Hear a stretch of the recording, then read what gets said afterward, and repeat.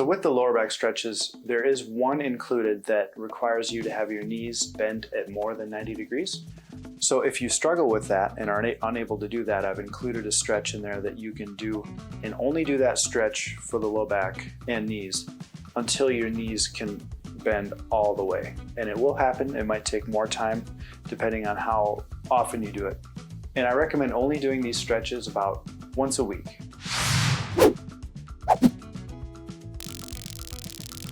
So for this movement, we're going to just get down on all fours. And this is the one that you do if you cannot bend your knees more than 90 degrees.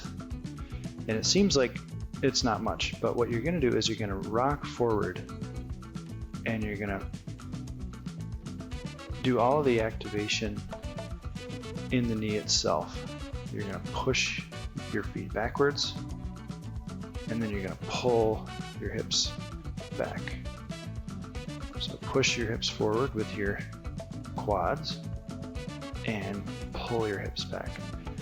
And then what we'll do to add to this movement is we're going to curl the pelvis like this on the way forward, and we're going to curl the pelvis that way on the way back. And that will just free up the motion of the hip and knee. And eventually you will get all the way back here. It'll take time, but I'd say do about 30 of these a day and see if you can get to more than 90 degrees.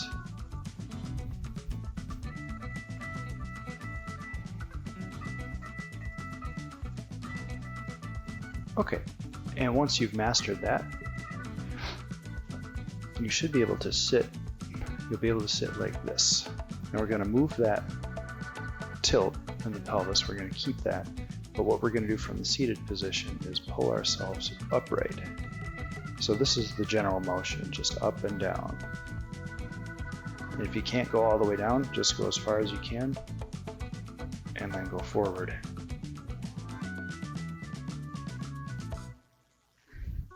And then we'll involve the pelvic movement. So you're going to tilt your body down and go back, and then you're going to curl your pelvis back and come up.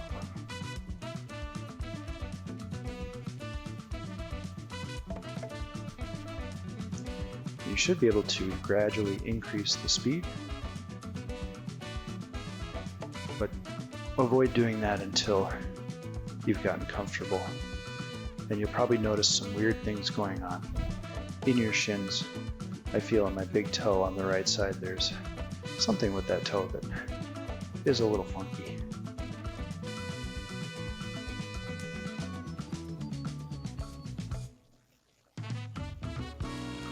The next thing we're going to do is you're going to get on one knee and you're going to try and get this knee about 90 degrees out from you. So you can see how that could work. And then supporting or not, what you're going to do is you can support yourself there, and you're going to glide out like this. And then when you glide out, you're going to pull here and come back in.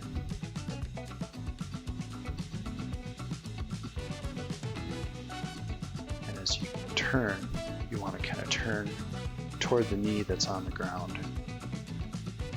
And that's going to open up the inside of the leg nice and smoothly.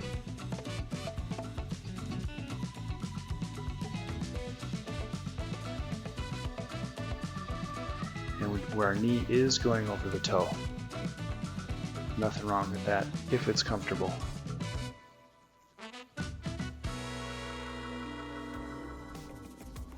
And then the other side, you would just switch like this and rock back and forth.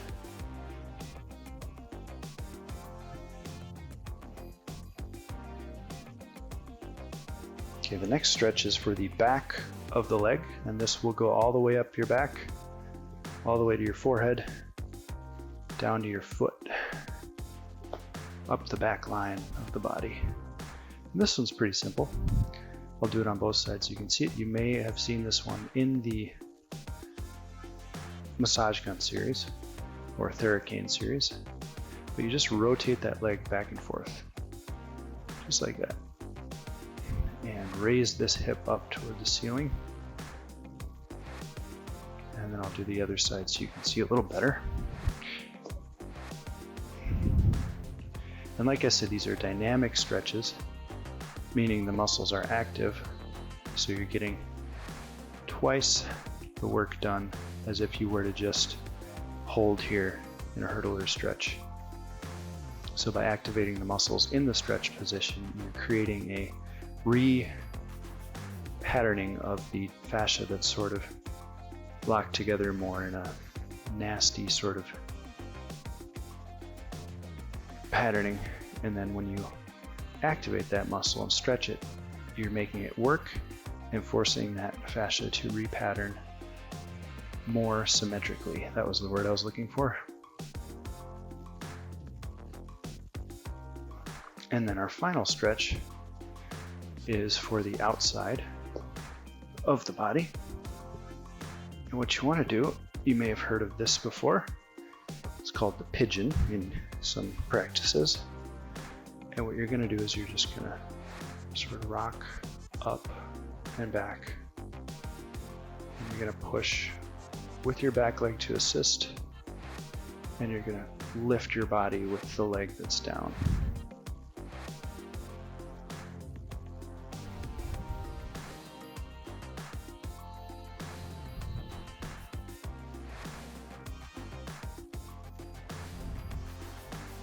And we'll do the other side so you can get a better angle from the side you're on over there.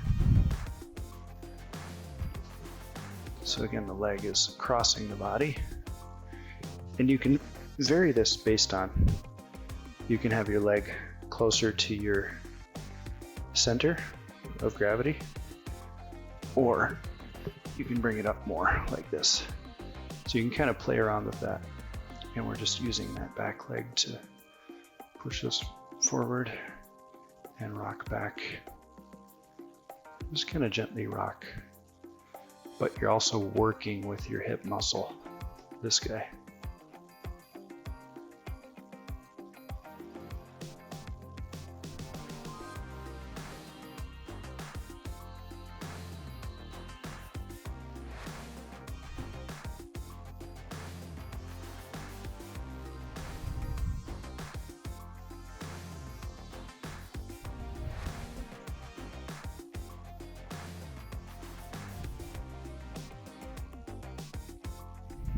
Kind of rolling that hip in the joint nicely. All right, and that should feel pretty nice in your lower back and the hips too, because they're the same thing. You can't have a comfortable low back with tight hips. Just not possible.